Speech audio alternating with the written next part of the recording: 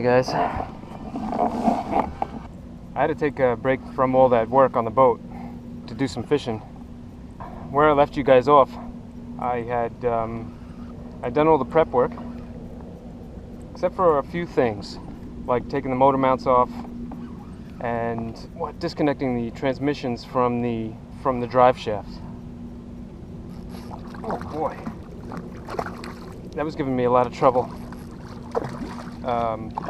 And I know you guys want to see more fishing videos, so I wet your whistle a little bit. There you go. Lots of those jacks around. Anyways, let me get this guy to the boat, and you guys can check out some really exciting stuff, which was towing the boat over to the dry dock. It's a floating dock, rather. That's where they put the boats in and out, and we use the giant forklift to help pull the motors out. Take a look, and when you come back, I'll show you the fish. Well, I'm pretty sure I knew what I had to do to pull the motors out of this boat. However, I'm still very fortunate to have friends such as Michael here, who offered to come over and help me get the job done. Mike offered the use of his impact tools to try to free these big lag bolts that held the motor mounts down, because they were being very, very stubborn. Turns out though that not even the impact tool was helping. So before him and I went any further, we decided to pull the very big hatch. This would be the first time that this big hatch ever got pulled up in my experience. This was definitely a two-man job, because that is a very heavy hatch. It's pretty cumbersome too, it's so big. But again, with the two of us, it wasn't that big of a deal. We got it out of the way, and now we had plenty of access to those motors.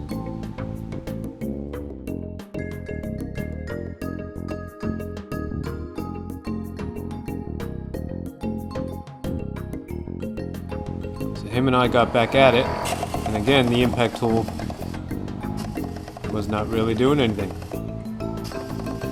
We tried using just a wrench, but that wasn't working either. I had the idea of bringing a breaker bar with me to the boat. This bar was the handle from my big hydraulic jack at home. Mike slid it onto the ratchet, and with the two of us, we were able to break those lags free.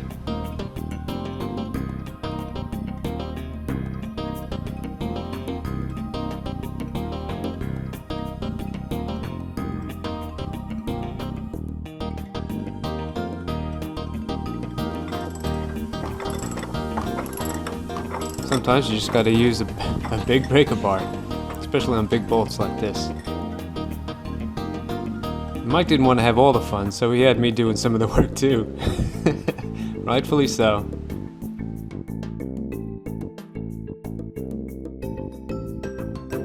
Who would have thought boating was gonna be such good exercise?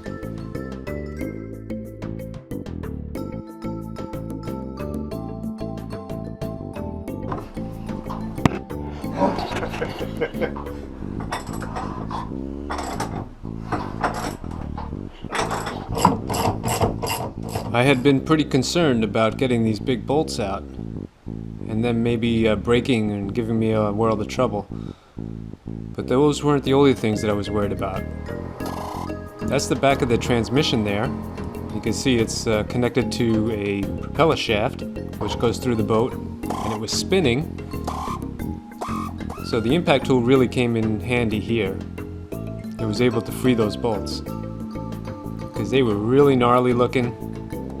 They were rusty, and I couldn't fit a socket on them, so we had to use a specialty socket used for removing old crappy bolts. It actually worked out a lot easier than I thought.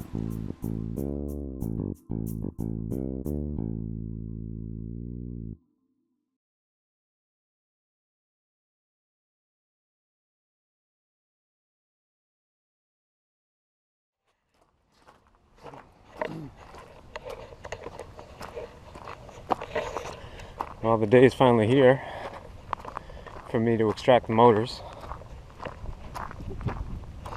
I've got a trailer here. I need to hook that up to my truck. And we're going to dump the motors right here on the tires.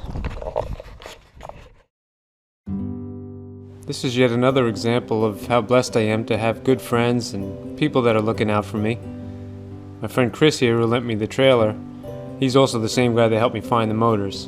And he's been a lot of help, and he's given me a lot of confidence. I'm not nervous at all. Yeah, that might be a little bit of a lie. Let's just say I was eagerly anticipating this. Here's Mike and I back at the boat, taking all the rest of the stuff off, laying some carpet on the transom to protect it. We again removed that big heavy hatch. And this time another friend, Corey, who's a liveaboard here at the marina, helped me take the hatch off. Him and Mike both carried it away from me. Am I a lucky guy or what?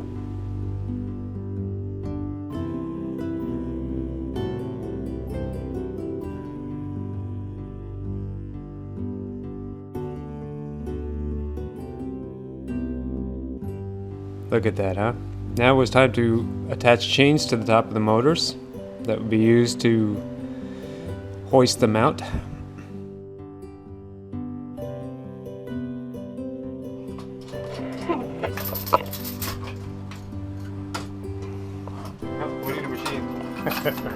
Then it was time to unplug the boat from shore power. That was the first time I'd ever done that. And this was a very symbolic moment. The very first time I'd untie the lines.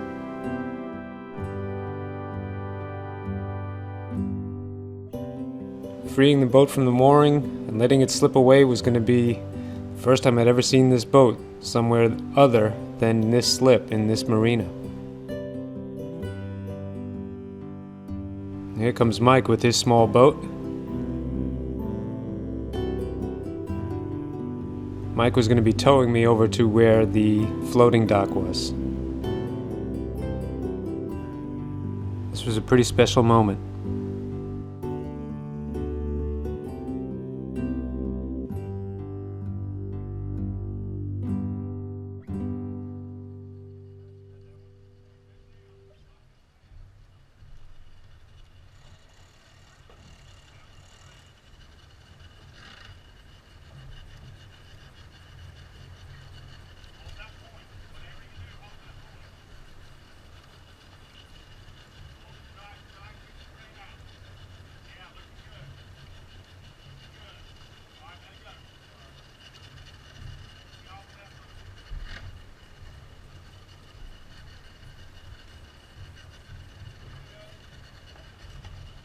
You know, for a second there, I felt like I could just easily imagine myself being out on the water under my own power, free to roam where I wanted.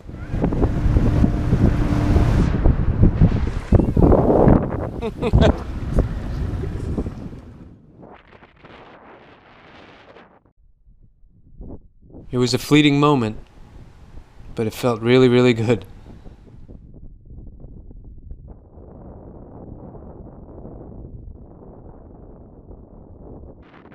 Got this. Well, despite the wind and us being pretty new at it, Corey and Mike and myself had that boat over to the dry dock pretty easily. Mike is an experienced boatsman and just a consummate professional. He's an ex-cop and fireman, and really knew what he was doing and got the boat over to the dry dock without any issues. There were also two men that work at the marina that were willing to take the ropes and help tie us up. Towing the boat over there went very, very nice.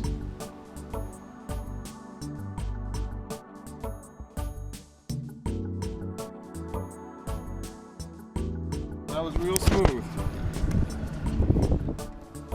Once the boat was in position, I just grabbed it and Mike and I walked it back right up to the seawall, and that's where the engine extraction would take place. The boat was heavy because I was pulling both my boat and Mike's boat at the same time. But we got it there, no worries, tied it off.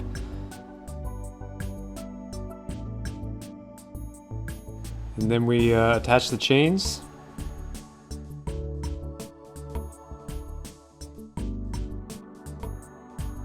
The forklift driver, Roger, was there waiting for us.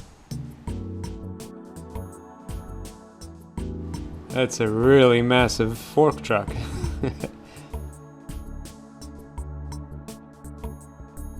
Roger's got a nice gentle touch though and knew exactly what to do. Mike was really willing to get his hands dirty too and allow me some free time to do some filming.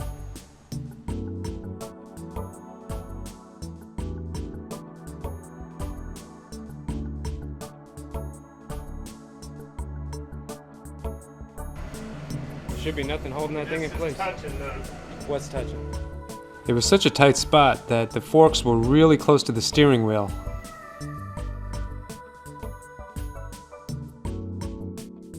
With a slight nudge, we got just enough clear to raise up the slack in the chains.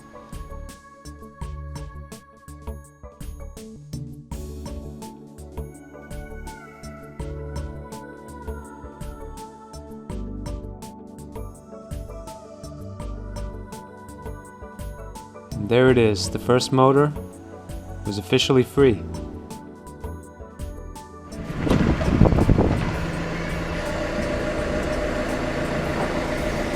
Watch the top. I got the motor. Looking good, looking good. Because I had taken so much stuff off of the motors, there really wasn't anything to snag, and the motors lifted out very gently, very easily.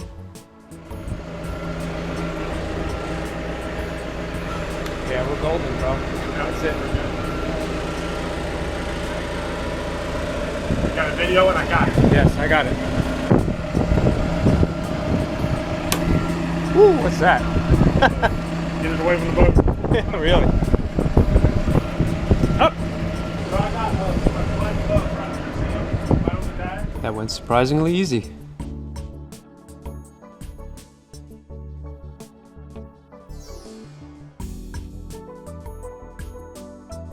There's my truck and the trailer waiting off in the distance over there. Roger just backed up, swung the crane around and dropped the motor right in the trailer.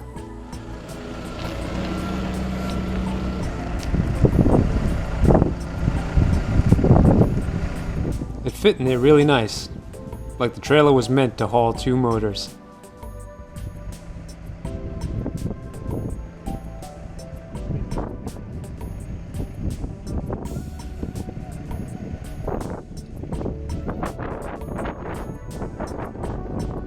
That's one.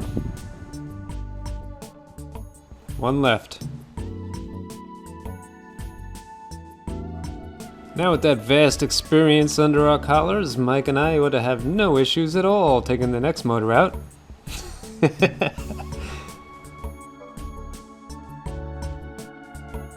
We certainly didn't feel that way, but that's the way it worked out. We hooked the chain up, looped it around the forklift. Roger picked it up and out. There she is, there's the second motor flying. It's almost like we knew what we were doing.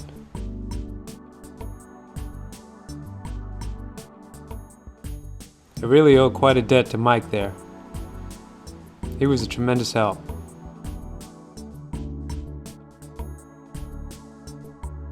He's actually in the process of replacing both motors in his boat. I've already helped him take one out. So I guess this was his way of paying me. But I still have to help him get another motor out of his boat. But I'm relieved. I'm definitely relieved to have both of them out of my boat.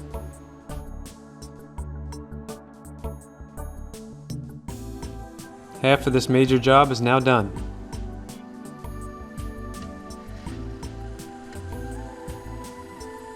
Well, I shouldn't say half because even after the new motors are put into my boat, there's still going to be a bunch of wrenching to do. But we'll get to that later. For now, there's a major piece of the puzzle already done.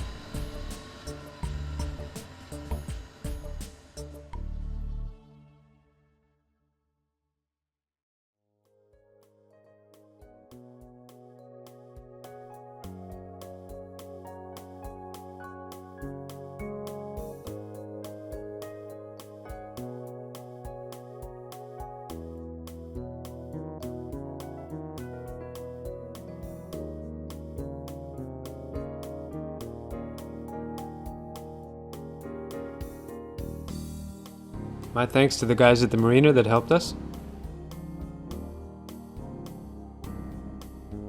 And again to Mike and his towboat. I'd say it was about an hour and a half total from the time that we pulled the boat, pulled the motors out, and had it back in the slip.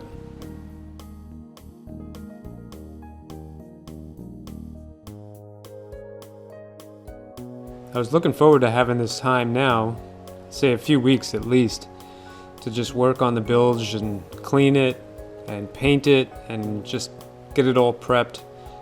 There's a bunch of loose electrical stuff down there and plumbing fittings that, access the sinks and the shower in the boat. All that stuff had to be worked on. And with the motors out, this was going to be a great time to do it.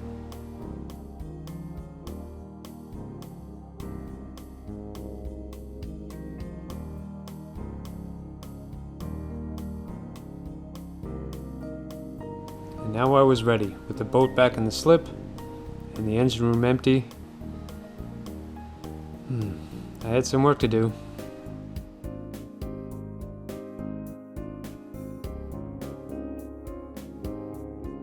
For the time being, I was going to drive the motors back to my house and maybe get in the kayak and actually do some fishing. That would be well deserved, I thought.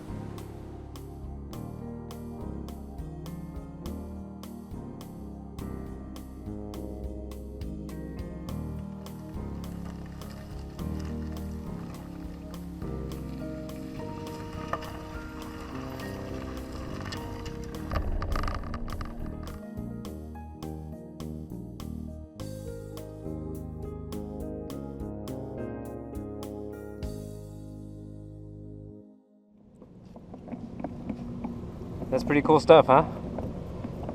Next is going to be the miserable job of cleaning the bilges and doing all the prep work that I can while the motors are out before the new motors go in. Fun, fun, fun.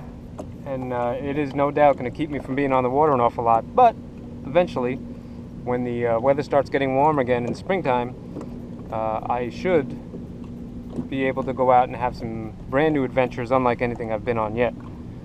So I appreciate your patience with me while I'm doing all this work to the boats. Oh my gosh, look at this guy. And like I said,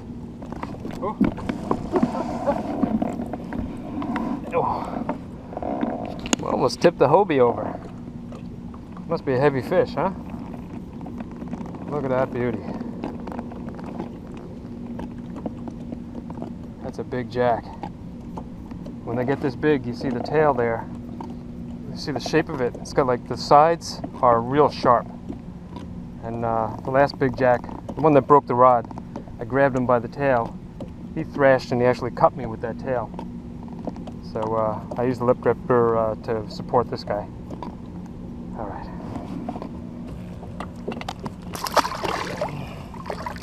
Easy. Get my camera wet. All right, go ahead.